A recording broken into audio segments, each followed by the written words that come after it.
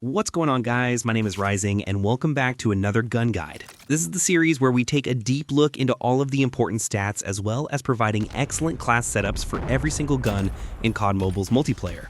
And today we'll be covering yet another buffed assault rifle of this season, the Peacekeeper MK2. The Peacekeeper was first introduced in Black Ops 2, which was an SMG in that game. The Peacekeeper marked as the first ever DLC weapon in the history of the Call of Duty franchise, which saw its return in Black Ops 3 and later in Black Ops 4, this time classified as an assault rifle. The Peacekeeper also found its way in Black Ops 7, although being the Mark I variant. The introduction of the Peacekeeper in mobile has quite a significant impact because through it we got introduced to the Black Ops gunsmith system. The Peacekeeper in this game deals a base damage of 26 up close, dropping down to 18 at longer ranges. This means it will be a 4-shot in the maximum damage range, 5-shot in the medium damage range, and beyond it, you'll require 6 shots to kill. You deal 24% more damage to the head, which is something that you don't see in the majority of the weapons in this game. Most of them will do 40 or even 50% more damage to the head, so the Peacekeeper is kind of an outlier in this case. Although it deals 15% more damage to the upper torso and the arms, which might help reduce your shots to kill. And due to its insignificant multipliers, headshots are generally not considered so useful in most scenarios, since you can never reduce the gun to a 3-shot kill, even if all of your shots land to the head, although you can reduce your shots to kill by mixing a headshot or two in the medium damage range. Upper torso or arm shots are also useless in the maximum damage range, however you can stretch your 4-shot kill up to the second damage range if you can land at least 2 shots in those bonus zones. The rate of fire is on the slower side for assault rifles at 652 rounds per minute.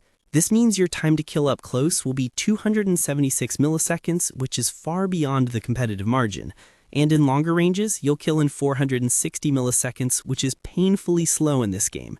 But how far do these damage values stretch up to? So by looking at its range profile, we can see that our guaranteed 4-shot range extends just up to 13.5 meters, and our 5-shot range being up to 26 meters. Beyond that, it'll be a 6-shot kill. This profile is not at all impressive for a weapon with such rate of fire. You might as well treat it as a competitor for the worst weapons in its category based on its raw power potential. However, this gun features quite a number of interesting barrel attachments, some of which do change how the weapon performs entirely. The first one up here is the rapid fire barrel, which I must mention is completely bugged at the moment. The advanced stats page do not line up with its in-game performance, so based on my testing, it improves your rate of fire to 741 rounds per minute, and also improving your damage values in the first 2 ranges, but reducing it in the later 2 ranges. On top of that, all of your ranges are reduced by a colossal 40%, and since you can get only rounded values in-game, all you have to know is that now it is a 4-shot kill up to 15.6 meters with a 243 millisecond time to kill, a 6-shot 405 millisecond time to kill up to 24 meters, beyond which it is a ridiculous 7-shot kill. This attachment tries to make the gun feel like an SMG, but in reality it is so bad that you might as well use an actual SMG instead, and you'll see far better results with it. It's worth mentioning that you can achieve a 3-shot kill in the maximum damage range, but with all the other downsides, you better stay far away from this attachment. The second barrel that we have is the well-forged barrel, which improves all of our damage ranges by a great 50% without any downside. This seems to be a great attachment, but the next barrel outclasses it in all possible ways. This is the Task Force barrel, which not only has the benefit of the well-forged barrel, but it also improves our rate of fire to 718 rounds per minute. This means that our new 4-shot time to kill becomes 251 milliseconds up to 20.3 meters, and a 5-shot 335 millisecond time to kill up to 39 meters. Even though these time to kill values are not nearly competitive as other top-tier weapons, the ranges up to which it achieves those potentials are quite impressive. The barrel does come with some recoil penalties, although they were buffed in the recent patch. We'll come to the recoil section shortly. The next barrel is the long-range barrel, which double all of our base ranges, and finally we have the built-in silencer barrel, which gives a 25% range boost and also making the gun integrally suppressed. However, none of these have any effect on its time to kill, so your best bet here is the Task Force barrel. As for accuracy, the Peacekeeper has standard aim down sight spread as well as hipfire spread, which is not good by any means, but is definitely not the worst. Its hit flinch, however, is better than AR standards, which will help in challenging those long-range gunfights without you getting flinched too hard. And finally, its bullet impact is standard. And for its recoil, this is where things start going downhill. It has a very weird recoil pattern, with your initial shots going to the left, then shifting to the right, and then again to the left. The entire pattern also has a harsh lean to the left with some cake in your initial shots fired. All these factors combined makes it a very challenging aspect to master, and since the Task Force barrel is mandatory for this weapon, you better get ready for some drastic measures if you want to use this weapon. As for handling, the aim down sight is standard at 260 milliseconds, as well as its sprint out time at 150 milliseconds. All of its mobility stats are surprisingly well above AR standards, especially for its aim walking speed, which borders on SMG territory.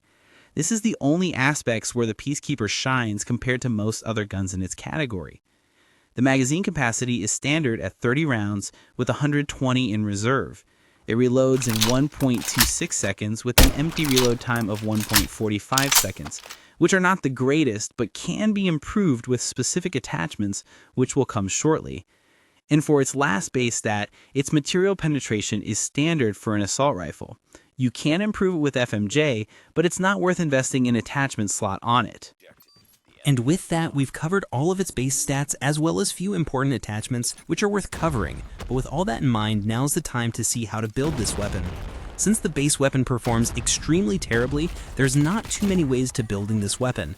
We start with the agency suppressor for concealment and recoil control, Task Force barrel because that's the mandatory attachment, foregrip to cut down the horizontal lean significantly without any penalty, firm grip tape to help in our aim down sight as well as flinch resistance, and finally the double stack mag which helps in our reload time as well as increasing our magazine capacity and reserve ammo.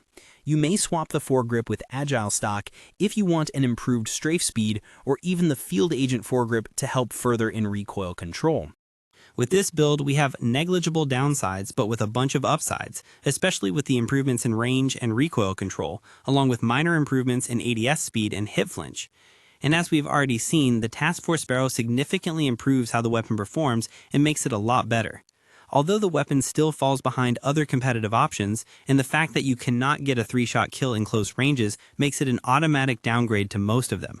You can, however, stretch the 4-shot up to the second damage range by hitting in those specific multipliers, but so is the case with pretty much every other weapon. But leaving that aside, we do have cut down our recoil significantly, but it is still very bouncy and has that left-leaning pattern.